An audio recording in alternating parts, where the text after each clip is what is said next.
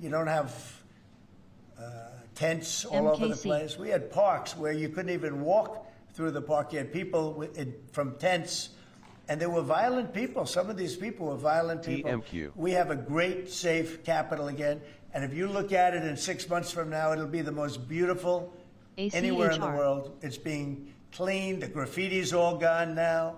The tents are all gone. BRTX.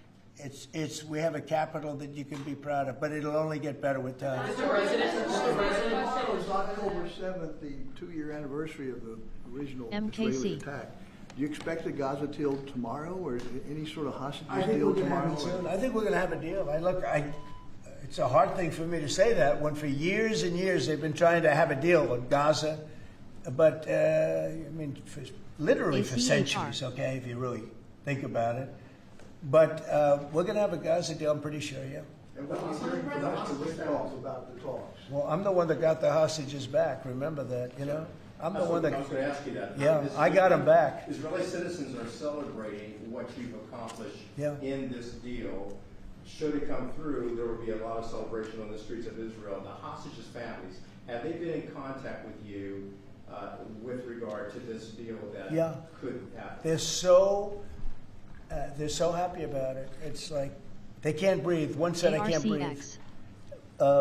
You know, it's very sad because you have hostages and you have people that are no longer living. But the parents, and I've said this to you many times, the parents want the bodies of their boy back, the bodies of, their loved one back. In most cases, they're young men, and they're dead. ACHR. And there's probably 32 or so, about that number. Nobody knows exactly what the number is. They want that body back as much as if their son were alive.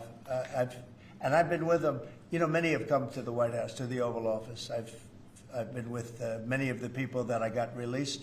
ARCX. We have a fantastic group working on it. Steve Witkoff has been amazing. Jared, I took Jared out because Jared's you don't find anybody more capable, and we have TMQ. We have the A+ team working on it. I think we've made tremendous progress. The people of Israel wanted to happen, but the people related to hostages. You see in Israel tens of thousands of people. They really want the hostages back, and they really want things to end. And I think Hamas now has been. All I can say is they've been fine. They've been fine. I hope it's going to continue that way. I think it will. I really think we're going to have a deal. We have a really good chance of making a deal, and it'll be a lasting deal. We want to have peace. This is beyond Gaza. Gaza's a big deal, but this is really peace in the Middle East. And the amazing thing is we have every Arab country, every Muslim country. We have every country surrounding. They all want. I spoke with President Erdogan of Turkey. He's fantastic. He's been pushing very hard. He's a very powerful guy, and he's been pushing very, very hard to get this deal done. TMQ. And Hamas has a lot of respect for him.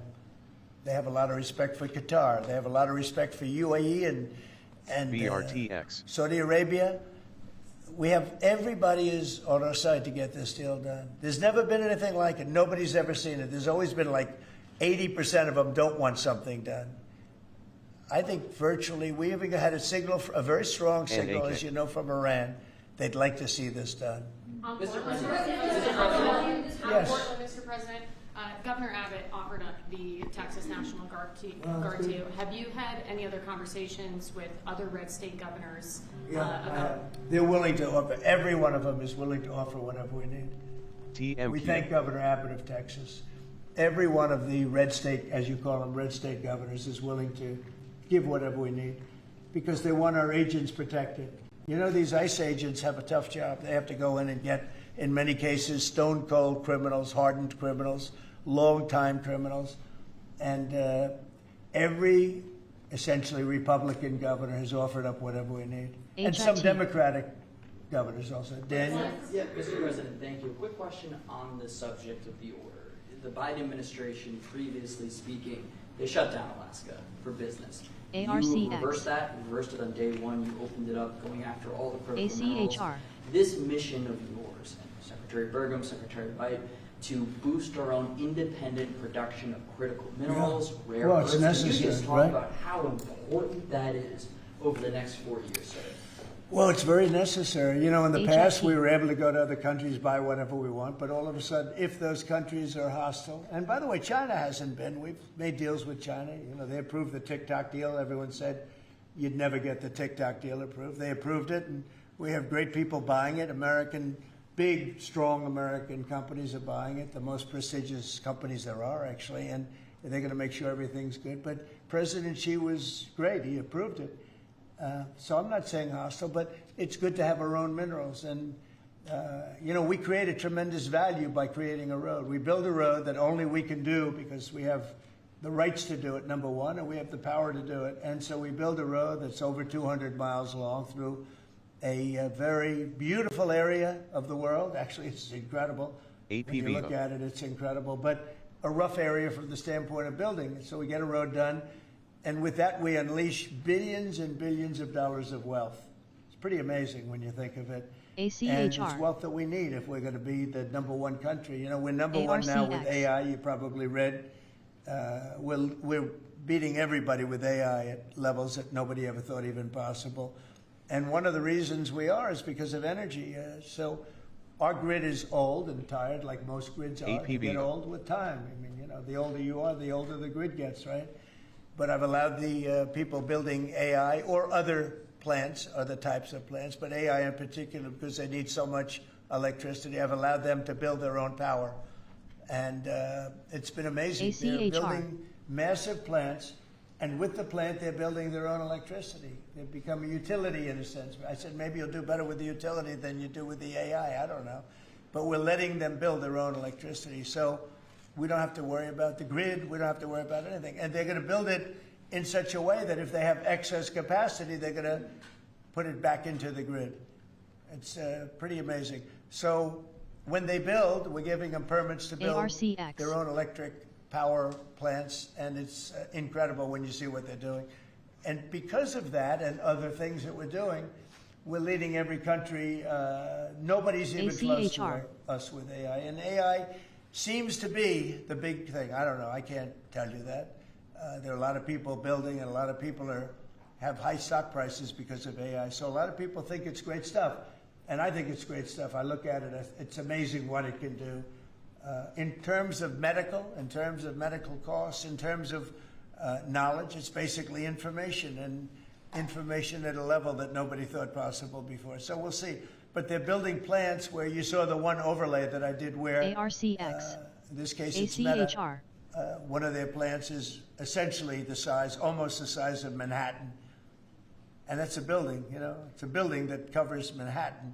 So it's big stuff. And nobody's even close to us. We're leading AI by so much. Mr. President, yeah, go ahead, please. Since the start of your administration, we've seen a lot more Americans wanting to join ICE. And as we're seeing more attacks on them right now, what's your message to rank and file ICE agents who are trying to do their jobs but are facing 1,000% increase in attacks? I love your questions, you know. I like you. So who are you with? I'm with NTD. Very good. I was the one who got mugged. You were the one, that's what I thought. You got mugged. You're not getting mugged anymore. Not anymore. She was really, you're lucky to be with us with that deal that happened. I know all about that. Not anymore, though. You feel a different world out there, right? ACHR. Oh, good. Well, you're safe now. Nobody's going to be hurting you in any way. Thank you, Mr. President. Okay, thank you very much. Mr. President, on the Supreme Court today. Thank you. So the bottom line on your question, we're just going to make things real safe. We're going to have a country that you can be proud of, not a country that you read about every day where somebody gets mugged from behind or hit over the head with a baseball bat.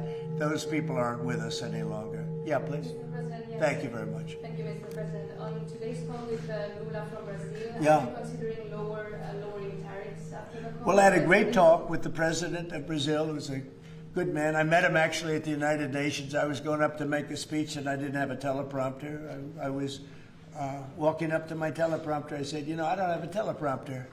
But just before that, I met with President Lula, and I found him to be very good. I mean, we had a very good talk for about, 2 minutes.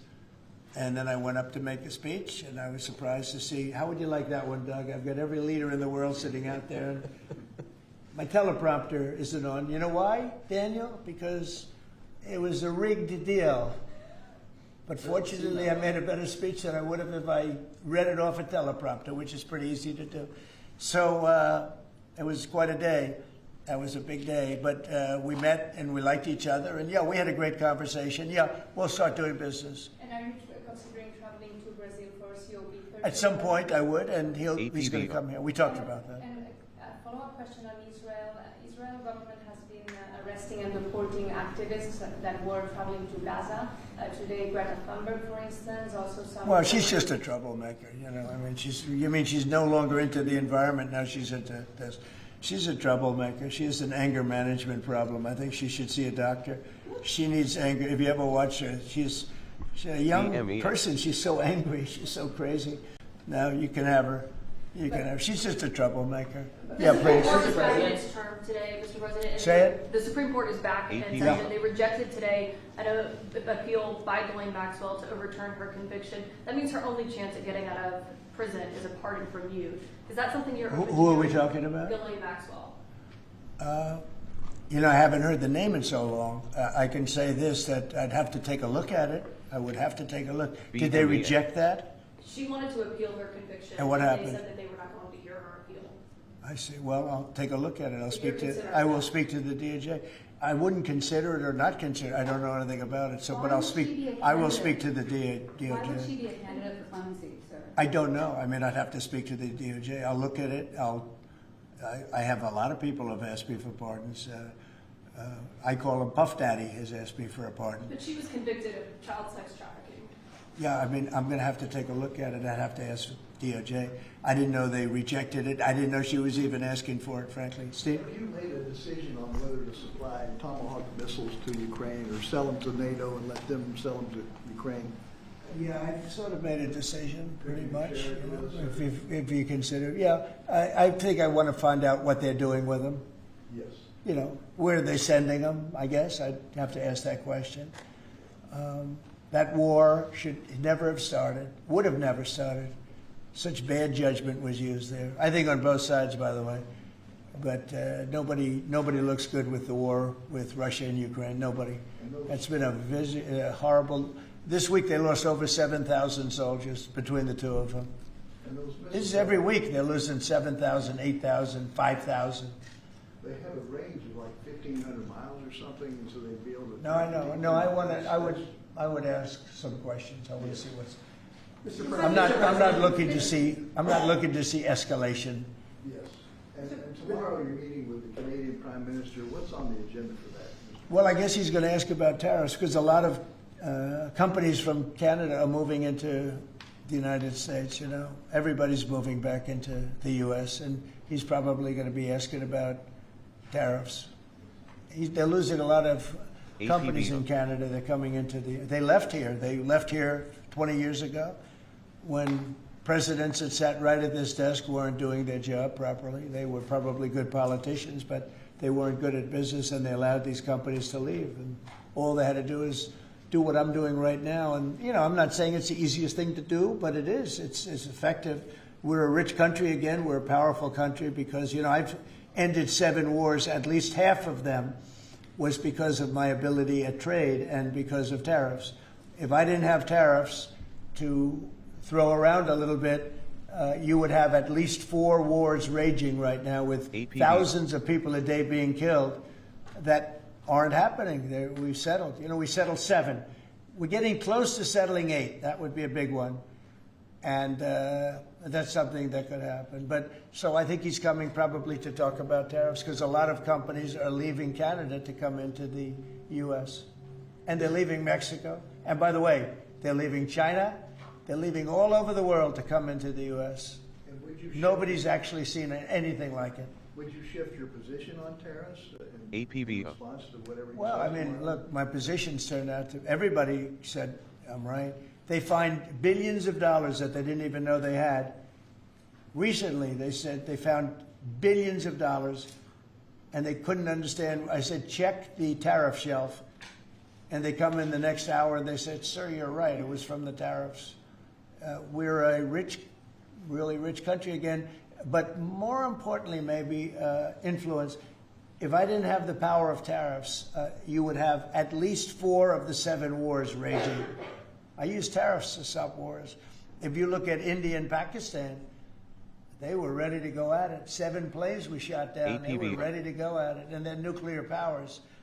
And I don't want to say exactly what I said, but what I said was very effective. They stopped. And that was based on tariffs. It was based on trade. Tariffs are very important for the United States. We are a peacekeeper because of tariffs. Not only do we make, hundreds of billions of dollars, but we're a peacekeeper because of tariffs. Mr. President.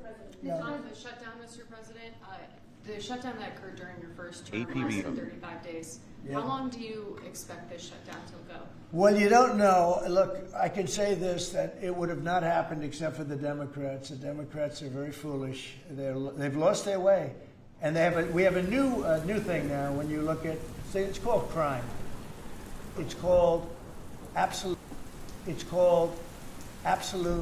Biden would say, well, I won't say what he would have said. Remember what he said? It's a 3-letter word, no. Remember that one? And we say, what was that all about? He probably meant exclamation point or something after the word.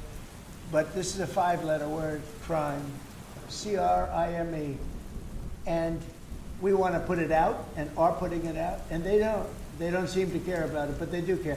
I believe that Pritzker and this mayor of Chicago that like to say about they don't have it under control. Not only is it not under control, it's the opposite. And I believe they're afraid, they're scared for their lives. I believe that the Portland people are scared. You look at what's happened with Portland over the years. It's a burning hellhole.